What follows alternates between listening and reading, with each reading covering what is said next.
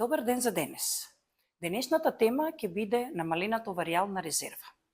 Кога ќе се спомне, многу жени се плашат дека тоа значи неплодност. Тоа апсолутно не значи неплодност. Тоа значи дека имаме помал број на јајни клетки во однос на возраста.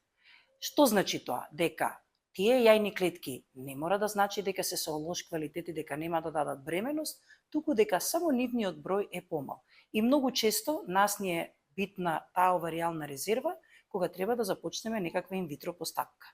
Како се проценува дали оваријалната резерва е добра за возраста или не? Со преглед кај гинеколог, каде што на ултразвук се бројат антрални фоликули, се прави антимилеријан хормон кој што директно покажува колкав е бројот на антралните фоликули и ФСК во првата рана фоликуларна фаза.